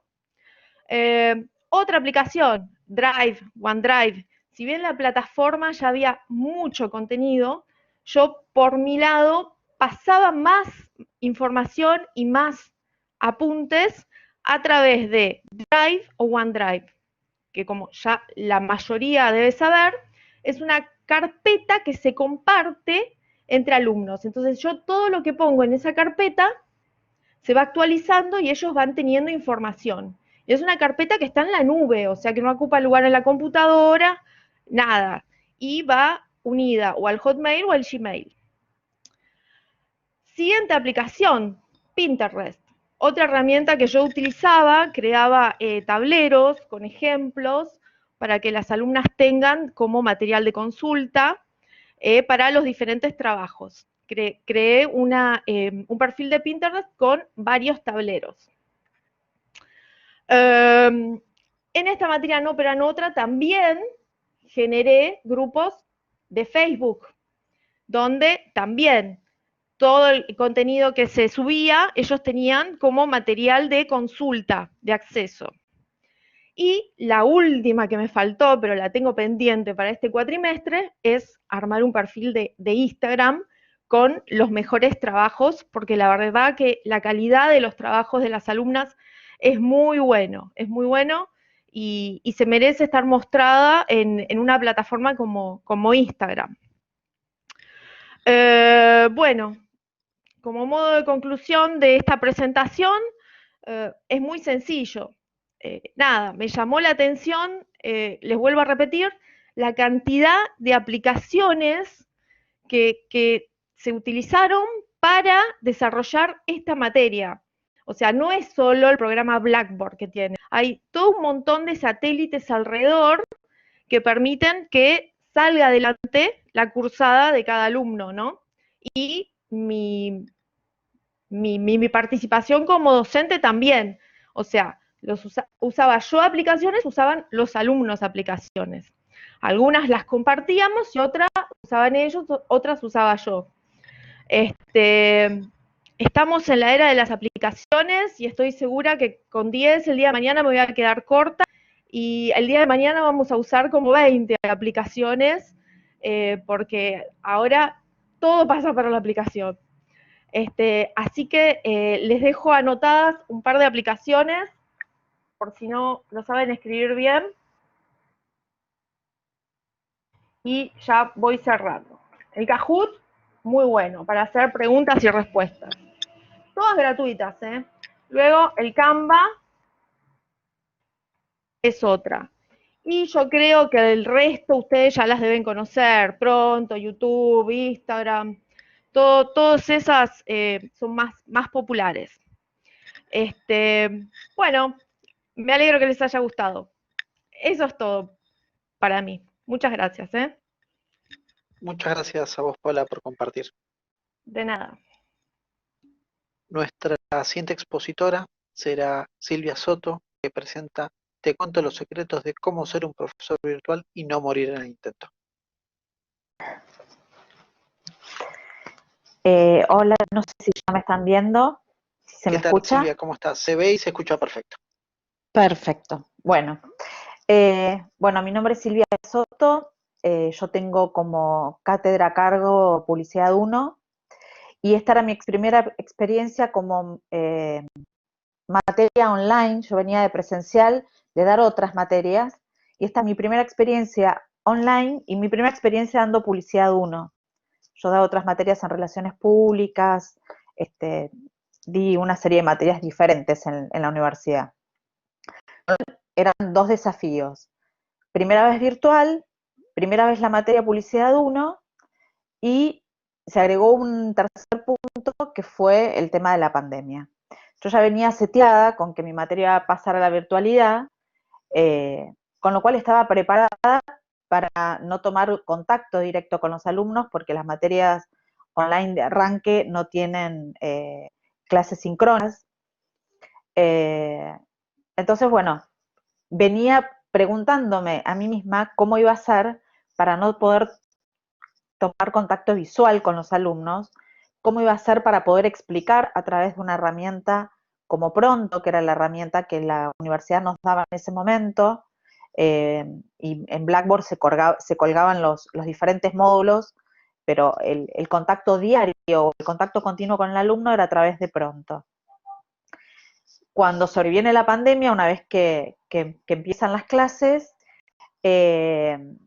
Pronto era la vía de comunicación con el alumno, no solo para dar clases, sino para poder contener lo que estaba pasando. O sea, así como a nosotros, a los profesores nos pasó que tuvimos que adaptarnos a un montón de cambios, los alumnos que venían seteados para dar clases de determinada manera, para tomar clases, perdón, de determinada manera, se vieron avasallados muchos por sus trabajos virtuales, por su espacio que le iban a dedicar a la facultad desde la virtualidad también, por problemas personales también que iban teniendo, como todos.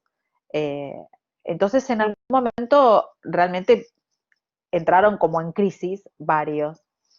Y yo digo, ¿de qué manera uno puede contener una crisis sin poder verlo sincrónicamente solamente desde un chat? Y siendo una persona que viene desde la comunicación, pasó a ser el emoji, el emoticón de Pronto, mi mejor aliado. Mi mejor aliado para yo expresarme y para poder llegar a ellos de otra manera y para que ellos me expresaran cómo se sentían ellos también. Cómo se sentían ese día, cómo se sentían con lo que estaban aprendiendo, si entendían, si no entendían. Y empezamos a usar los emoticones, los emojis, como otro medio de comunicación. Y la verdad es que hay 2 o 3 puntos que puedo resaltar a través de esta cursada, de esta primer cursada, del primer cuatrimestre. Uno fue el desafío virtual, otro fue el desafío contexto, en el cual estábamos inmersos por el tema de la pandemia. Otro era darle curso a las emociones que iban teniendo los alumnos, tuvo, hablando en la pandemia de picos, tuvo su pico y después tuvo su acomodamiento. Y también tratar de darle contención a través de una estructura que a mí se me ocurrió ir organizando. ¿Cómo era esa estructura? Tratar de todos los miércoles, cada vez que aparecía un módulo, de mandarles un mensaje en donde yo los guiara mucho sobre lo que tenían que hacer con ese módulo. Cuáles eran los pasos a seguir, cuáles eran los horarios, en qué momento tenían que subir sus trabajos. Era como una especie de camino, y eso les dio un orden, inclusive desde el horario en el cual yo podía tener contacto con ellos. Yo les había puesto un horario muy puntual todos los días, en donde ellos podían consultarme, podían recurrir, podían preguntar, podían presentar los avances del proyecto integrador, y de esa manera es como que encontramos un hilo conductor y ellos encontraron una forma que yo me di cuenta que les fue dando como contención a toda esa carga emocional que ellos habían desarrollado por el tema de la pandemia y de todos los inconvenientes que les trajo a todos, no solamente a los profesores.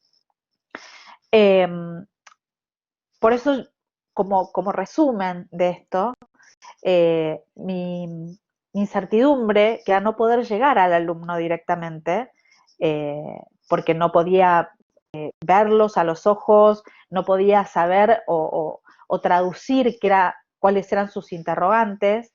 En realidad, a través de esta herramienta, la verdad es que me fue fácil. Ellos, inmediatamente que yo empecé a usar esto, ellos lo empezaron a usar y me expresaban sus diferentes estados emocionales. Y también el humor. Creo que el humor fue lo que salvó el cuatrimestre.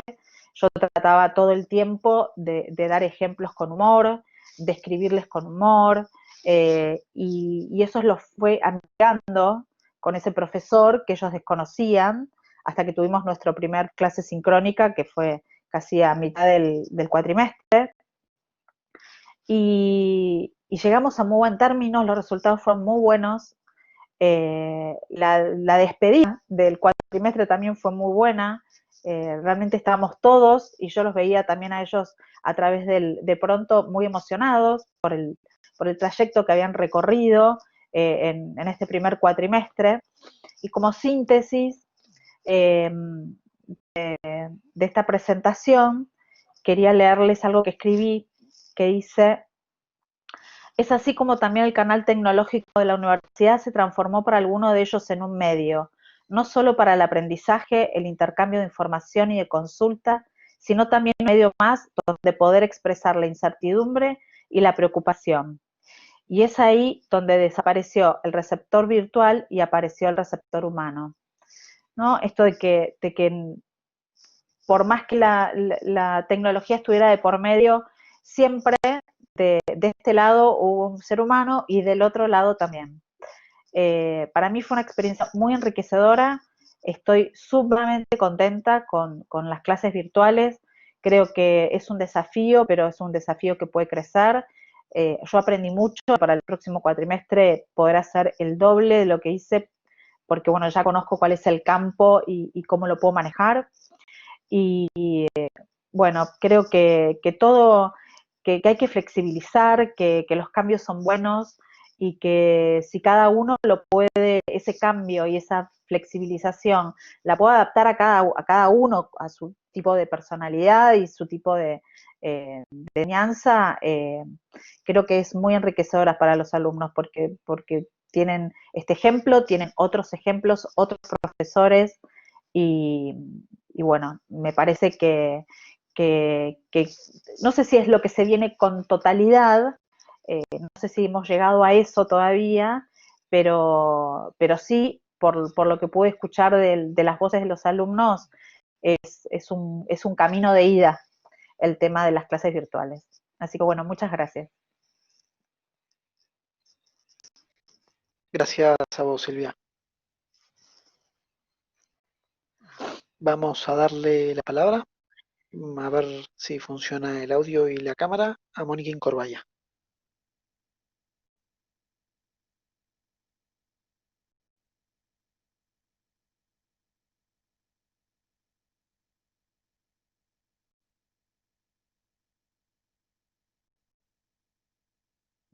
Evidentemente el audio de Mónica no está funcionando, así que vamos a iniciar con lo que es el cierre. El cierre de esta comisión va a estar a cargo de un académico de la facultad, Mercedes Mazafra, y luego le vamos a dar la palabra a Carlos Caram, el coordinador del área de calidad e innovación de la facultad. Estoy tratando de compartir la cámara, así que ya estoy con ustedes. Bien, se escucha perfecto. Se escucha perfecto, ¿no? Ahí creo que puedo compartir el video, así que ¿me ven ahí?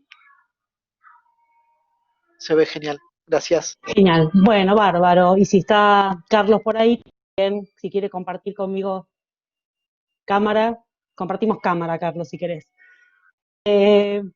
Bueno, en primer lugar, les agradezco mucho las exposiciones. Lamento, bueno, en el caso de Mónica, que no pudo compartir su experiencia.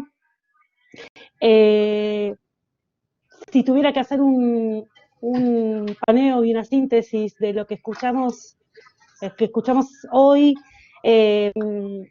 creo que, bueno, todos, más allá de las particularidades de cada uno en su experiencia, por las características de la materia que dicta principalmente, ¿no? Los que son de la rama del arte, del teatro, diferente a lo que damos materias más a lo mejor teóricas o materias no tan prácticas, pueden ser introducción a la investigación en el caso de Andrea, o bueno, seminario como el caso de Fernando. Todos tuvimos que hacer un proceso de adaptación, y esto es lo que se vio a lo largo de todas las exposiciones, y una adaptación que generó por parte de los profesores una movilización donde la creatividad se puso por encima, ¿no?, de todas las estrategias que tuvimos que buscar, y como esta comisión que se llama recursos pedagógicos, ¿no?, cuáles fueron todos los recursos a los cuales tuvimos que recurrir. Una pregunta que se me ocurre, si tenemos tiempo, Carlos, una sola pregunta que se me ocurre pensar. Sí, tenemos tiempo. Listo, si alguien quiere contestar, es cómo se imaginan que muchos de estos recursos podrían seguir formando parte de nuestras clases presenciales a futuro, ¿sí? O sea, que yo creo que estamos sumando y no estamos cambiando, ¿no?, de forma definitiva de una modalidad a otra, ¿no? Sino que podamos capitalizar todo este esfuerzo que tuvimos que hacer de manera necesaria para, digamos, en un futuro, esperemos cercano, ¿no?, de donde nos podamos reencontrar, aprovechar parte de todo esto que fuimos y que estamos aprendiendo para la presencialidad. No sé si alguien quiere decir algo en relación a esto, a ver qué le parece.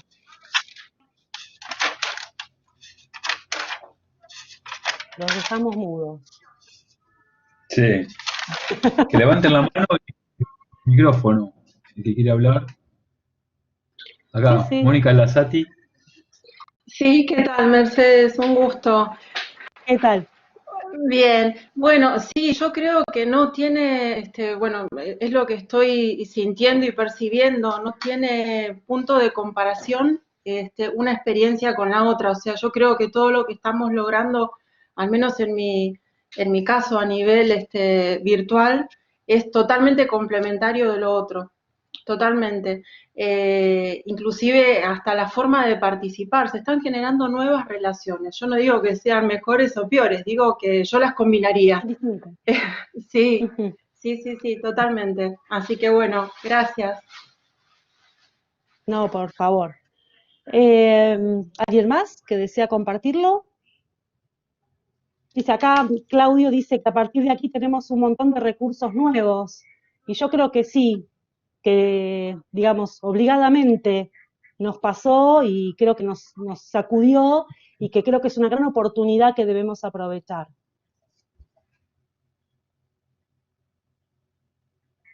No sé, Carlos, si querés agregar alguna otra cuestión. Le damos la palabra a Fernando Caniza. Fernando. Cierro, Sí, si querés. dale. Sí. A ver, sí. Hola, hola, ¿me escuchan? Sí, Sí, te Fernando, Hola. escuchamos. Bueno, no, ¿cómo estás? bien. Bueno, a partir de esta instancia de trabajo así virtual, se dio algo interesante, que es como en proyecto de graduación, como los chicos tenían que hacer relevamiento bibliográfico y de acceso a documentos que no podían acceder de manera presencial, eh, fue muy interesante. Yo en la transición yo había armado un grupo de Facebook que siguió funcionando para que ellos pudieran intercambiar, o sea, generé como una especie de trabajo en comunidad donde ellos podían intercambiar bases de datos, donde acceder a materiales, y se generó algo muy positivo porque terminaron intercambiando datos entre ellos y generando así acceso a bibliotecas virtuales o en Google Drive, que no estaban en los planes de nadie, y de repente empezaron, gracias a eso pudieron tener acceso a mucha bibliografía, más allá de la biblioteca de la facultad, ¿no? Eso nada más quería agregar. Sí, es cierto eso, ¿no? Un espacio de colaboración entre estudiantes. Me pasó algo parecido, Fernando, a pesar de que no tenía un grupo formado afuera. El espacio de la clase sincrónica, digamos, fue de mucha colaboración entre estudiantes, que nosotros, en el caso de lo que son los seminarios, no tenemos un proyecto, digamos, común, o sea, en relación a los temas que se abordan. Sin embargo, fueron momentos de mucha colaboración entre los mismos estudiantes, ¿no? Como apoyándose y demás. Es más, en el mío tuve un alumno que le salió uno de los vuelos estos de repatriación y se pudo volver a su país, bueno, y tuvo mucha contención de parte de sus propios compañeros. Fue una situación particular muy Sí. especial, ¿no? Para todos. Sí, Darío Levi, tenemos un Sí, ratito más. Darío. Darío. Dale.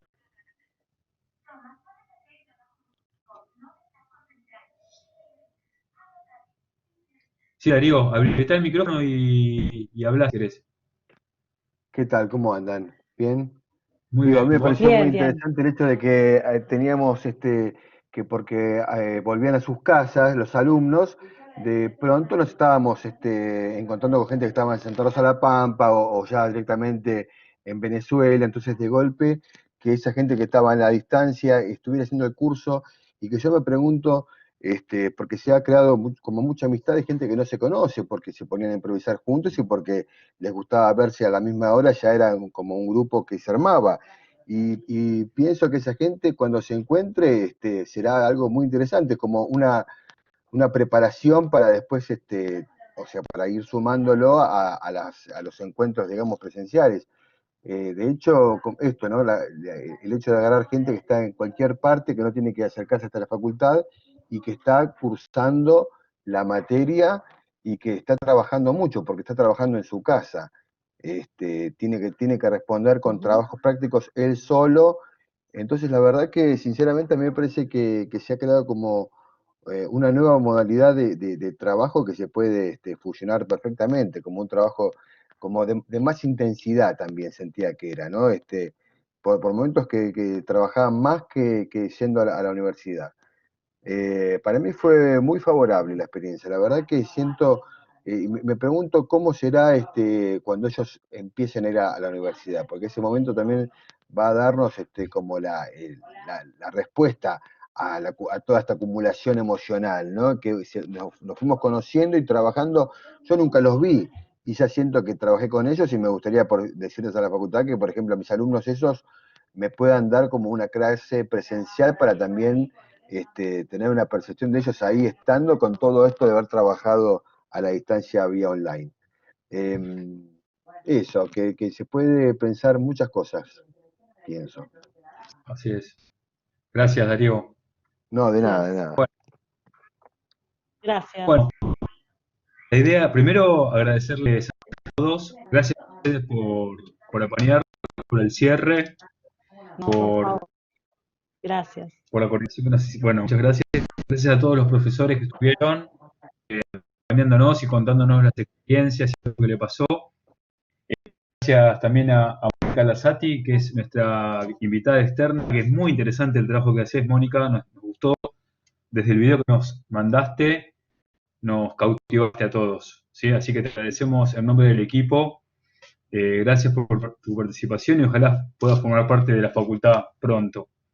Y bueno, como conclusión me parece que lo que decía Mercedes, rescatando lo que ustedes habían aportado, yo creo que lo que tenemos recursos, tenemos estrategias, tenemos dispositivos, tenemos herramientas, tenemos espacios y tenemos algo, el gran articulador, que es el proyecto.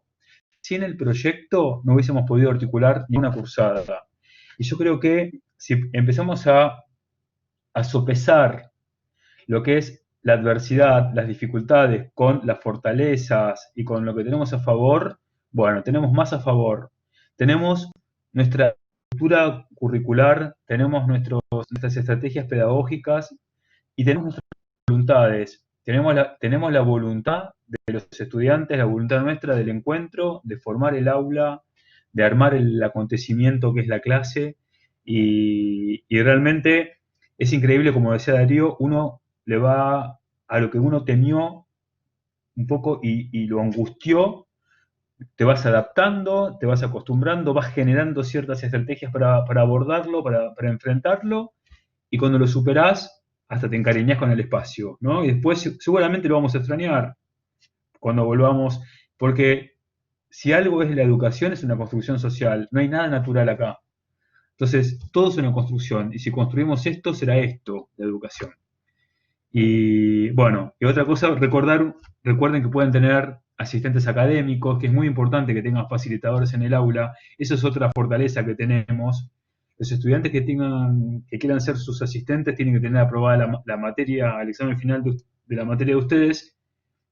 Convoquen a estudiantes para facilitadores, para asistentes, es muy importante contar con ellos. Yo ya que estoy acá, que lo vi, le agradezco a mi asistente, a Matías Blando, que acaba de entrar, que es un genio total, que me ayudó. Una de las fortalezas que tuve en la cursada fue Matías y Francisco, mi otro asistente.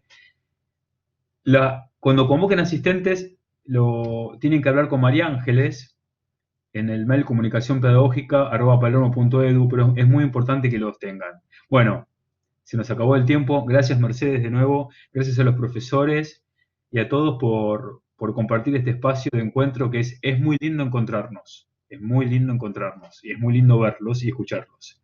Bueno, un abrazo grande para todos, ¿eh?